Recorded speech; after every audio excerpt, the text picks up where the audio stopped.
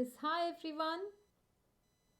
I'm Niru Malavarpu. I'm the founder of MobileArc, and today I'll be talking about how to make your life easier with shortcuts. It's Tech Tip Monday, and I would like to give you some help in your daily use of your keyboard and your mouse. So every day we type a number of documents, and we're using our computers for everything that we can imagine, whether it is sending off an email or filling in a form. And if you use computers for your work, all the more so, you're on your keyboard and mouse, and you spend a lot of time switching between your keyboard and your mouse. You point and click at something and come back to your keyboard to type it. Especially if you're searching for something, common functions like search or closing a window, opening a new window, or opening a new document, closing a document, finding a document. All of this can be done with what is called keyboard shortcuts without having to switch between the two, the keyboard and the mouse. So, what are keyboard shortcuts? Keyboard shortcuts are a combination of keys that you press simultaneously to perform certain actions without having to use your mouse specifically to click at something and then using your keyboard to type in something. So, you can continuously use your keyboard without having to go back to your mouse. This saves a lot of time as you keep doing repeated tasks on and over again using this mechanism of not switching. So, some of the keyboard shortcuts on Mac are the most common one I think most people use is Command A, which is to select all the text in an editor, or whether it's on your browser, you can select all of the text. And before I go any further, I want to tell you that these shortcuts are not just for one application, it's across all your applications that you use on your computer, whether it's an editor like Mac Word, or whether it's a spreadsheet, Excel, or whether it's a browser or a new program, even Facebook. Whatever you're using within your browser and any kind of application, these commands work. So that's what you need to know. So Command E will select all text, and then what do you do with it? Usually you copy it into your clipboard or a buffer where it stores it so you can paste it somewhere else. So almost like you want to transfer the text. So Command A, Command C, and Command V. But there are also some less known shortcuts that we'll discuss today. Command F to find. I know many of you may use it already. And this is on the Mac. And for Windows, you would substitute the command with Control. Okay, so it'll be Control A, Control F, Control S.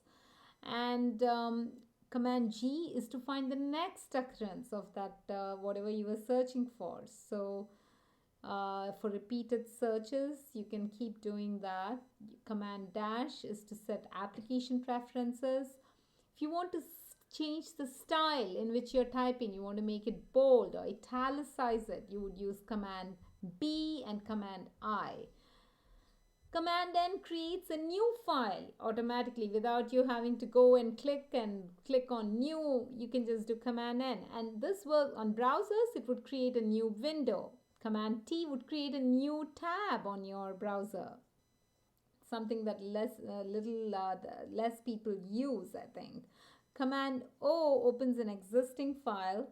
Command P will print a file. Command Q will quit the current application.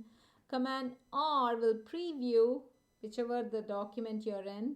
Command S saves the file. Command T shows available fonts. Command V we already discussed. Command W will close the current window. And now on Command Z and Command X are also used for undoing, and Command X is to cut and paste. So you would do Command X and then you would do Command V to paste it. So now there are more shortcuts for Windows. In Windows, there are on the keyboard there are a lot of function keys. These function keys can be used to drive certain shortcuts to make your life easier. F1 is, for example, for help.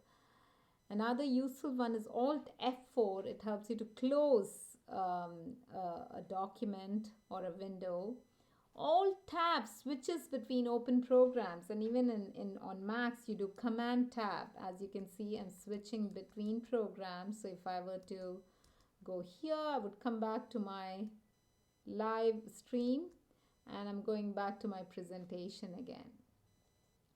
So Alt F4 quits the program, and Shift Delete. This is one of my favorite shortcuts because every time you hit delete, it just moves it to a trash bin and it doesn't really delete it. But there are some files that I just want to get rid of completely. Maybe I'm done with them. Maybe they're a copy that I don't need.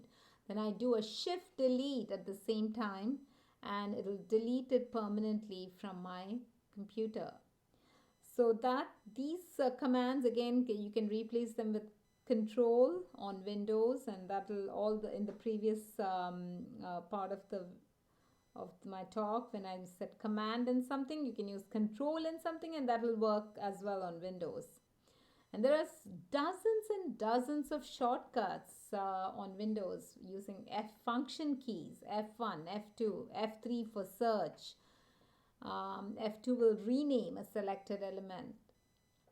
F4 will display the address bar in the file explorer so that you can start typing what you want to search for. F5 refreshes the active windows. So on a browser, it will bring in fresh content, So this is used a lot by programmers like me, where we have implemented something, we want to quickly see if it worked, we hit F5. And you can also do, there is a way of deleting your cache and refreshing it, Control F5. F6 cycles through different screen elements. And again, Alt and other combination of Alt and other keys, they also provide you a lot of shortcuts. So Alt and left arrow will go back, Alt and right arrow goes forward. And so you can go up and down your document also much faster when you have these keys. So you don't keep using your scroll bar. Those are the most inconvenient things that you can use. Sometimes they're stuck, you're trying to figure out. In Mac, the scroll bar is sometimes hidden, it's mostly hidden. You have to hover over it to find the scroll bar. So you can do away with your mouse for some time, and use your keyboard. When the more shortcuts you learn, the less of the mouse you use and the less switching you do. So to implement shortcuts, you need to memorize them. And I strongly encourage that you try memorizing a few, like 3 shortcuts a week, and repeatedly use them until you build your muscle memory. And once you're done, you've built your muscle memory, you're using it as part of your daily routine. You don't think twice about using it. You get comfortable using it. So there are also email shortcuts. There's a keyboard macro program called Text Expander that will help you to become even more versatile in this. And there's a keyboard maestro. We'll talk more about that in upcoming videos and tutorials, tech tips. So stay tuned. Please do come back to our YouTube channel and tell us what shortcuts have you used to make your life easier. Talk to us in the comments below. And I would love for you to learn more about MobileArc. We provide fundraising and communication software for PTAs, parent organizations, and schools, as well as nonprofits like synagogues and churches. We make their life easier by providing an entire software platform to do all of their day-to-day activities. We also have MobileArc Academy, where we teach you to build an app or build a quadcopter. So we have a software and a hardware component to this. So please come and visit us at mobilearcacademy.com. And if you want a demo, come and talk to us at mobilearc.com. Contact us -2. So hope to see you again. Hope you enjoyed this tech tip today on how to use keyboard shortcuts, and we'll be back soon again. Thank you so much. Bye-bye.